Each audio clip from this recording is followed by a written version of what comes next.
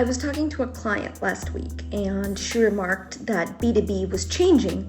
And then she paused and corrected herself and she said, I don't think B2B is changing. I think it's already changed. And I said, what do you mean? And she went on to explain. She said, the way we used to make decisions is we used to go to a conference once a year. I would talk to my colleagues, we'd talk to analysts. And she said, but now that feels so different. It feels like everything that we're doing, we're talking through, our peer network. We're talking to people on LinkedIn. We are making these connections outside of our traditional scopes. And she said, I think that's been happening for a while.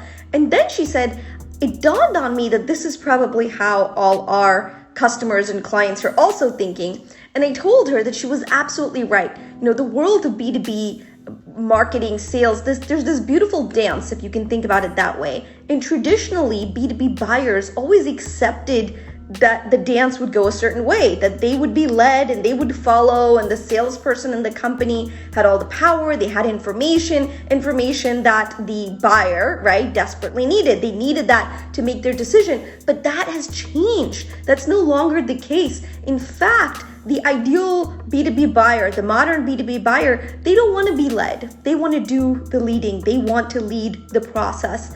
And, they want to find, they don't want to be fed. They don't want to be sold to piecemeal by piecemeal. They want to find things. They want to discover them. And they certainly don't want to be convinced. They want to close. In fact, that's been the title of my keynote I've delivered in these last few months about how you have to close first, convince later, because the B2B world isn't changing. It has changed. And this means that you need to be out there more so than ever before, because at the end of the day, recall drives revenue.